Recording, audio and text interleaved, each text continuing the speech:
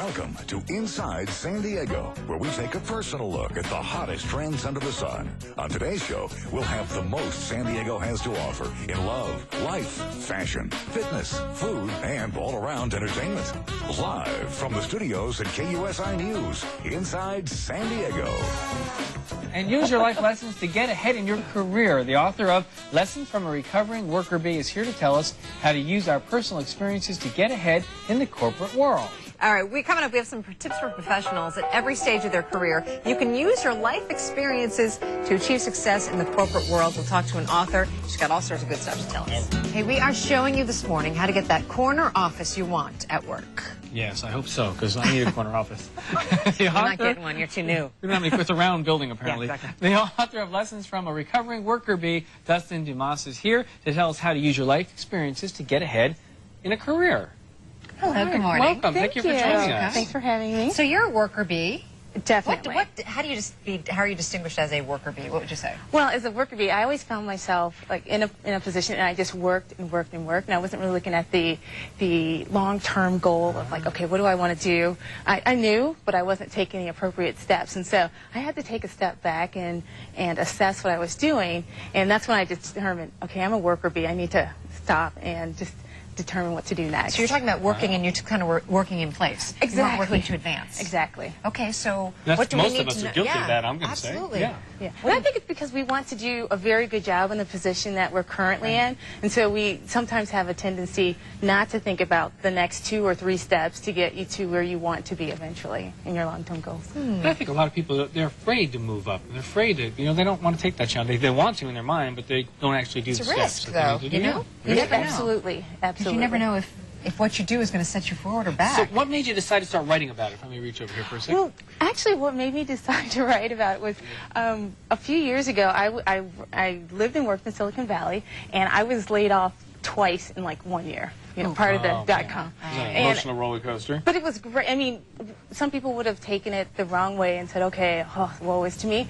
But I saw it as an opportunity. I had been wanting to start a consulting business. And so this was just sort of my kick in the pants, sort of, to get started. And Lessons from a Recovering Worker Bee actually started as a list of items that I would require of myself and any employer that I work for in the future. And then all of a sudden, this list turned into a book. Oh, awesome. You just kept writing and writing and writing. Exactly. So what are some of the lessons? What are some of the things that we need to remember to try and get out of our rut and go forward? The things that we've learned from life experience. Exactly. Okay, the first thing is it's not going to be fair, so we just need to get over that. Oh. So, not going to be fair. It isn't fair. No, you're right. Exactly. All of us have been in the situation where we feel like, okay, maybe this person, was promoted and I should have been, right. or I should have gotten that raise. And don't dwell on that. Just move on. That's not important. It's not going to change anything anyhow. Exactly. They're not going to come back and rehire you in most cases, or take that person out of the position to right. put you there. Right, or admit a mistake, that doesn't happen all that often. Exactly. And the second thing is toot your own horn, and by that, I mean, go in to the people, like your managers, your supervisor, the people, let them know, like, if you've done a great job on a project, if you have come in under budget, for example, or if you've done an excellent job, or if you raised the visibility of your company, let them know. How do you say that without totally bragging, without appearing that you're totally full of yourself? You know what? Because you have facts. So it's one thing to just say, oh, I've done a great job, but it's another thing to say, you know what? I've increased the viewership of the TV, station by 10% or 5% during this particular hour or something like that. Yeah. So you can What's he going to mess up today? Let's watch. So you can do it in a very diplomatic way. You don't. It doesn't have to sound like you're bragging, because I think a lot of people feel that way. And people are afraid to toot their own horn. They'll just say, I'll just go along, do my thing day by day by day. I'm not going to go in there and tell them, because they know. And you need to do it to the right people, because if you brag to your coworkers, they're going to be. It doesn't help you any. They're just going to build an animosity. Oh, he thinks he's so great, or she thinks she's so great. Who does he think he is that Joe Lazura saying he's bringing in viewers? What? How dare he? Broken every piece of equipment we have. Anyway. All right, sorry, it's not about us. Anyway, so what's next? So the next thing is ask for what you want. And this sort of goes along with the last lesson, where a lot of times we worker bees tend to work extremely hard in our positions, but we don't, and we expect our bosses to notice that we're doing a great job, and there's an opportunity, and we're like, oh, we've done such a fantastic job that, of course, my manager will say, Dustin, you're fabulous. We're going to put you in that spot. But unless you ask for it, you may be passed over.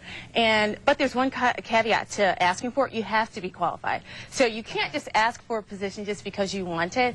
You have to be able to say, look, I've done a good job on these projects, and Let me I ask can you a question. deliver. Every now and then we'll see a story, and covering a news story, and you'll see the CEO of a company makes a statement, and it's some young guy, and he's, you know, maybe 38 years old, and you think, how is it possible that he made it up to the CEO of whatever company so quickly? Because he asked for what he wanted.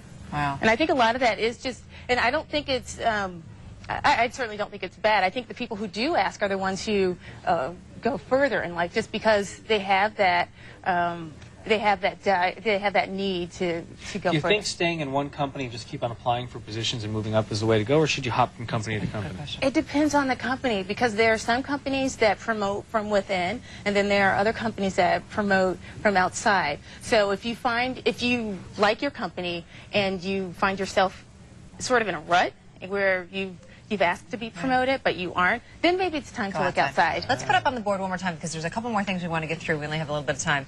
Okay, you also say don't become complacent, don't make excuses, and take a risk. Can you kind of talk about that real quickly? Yes, don't become complacent. I see this with a lot of seasoned professionals where they don't network anymore. They don't do any of the industry. Yes, and they stay there. And the biggest thing I see is that they don't want to embrace technology.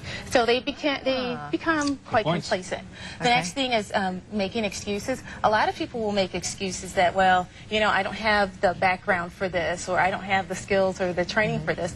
And get it, right? Exactly. Go get it. Go take a class or something, no matter how old you are. Right? I love when new technology comes along. It's a chance for the people who are go-getters to excel before everybody else does and stand out. It's scary, though, I'll admit. So I know, but you should be the first person to sign up for something new when it comes along and do it, because you become the expert by default of what it is and gain that respect. All right, we're going to show the book for you. It's called Lessons from Recovering Workerbee. How can people find out more about it? People can go to www.recoveringworkerbee.com to find out more. And we'll put that on our website as well, KUSI.com.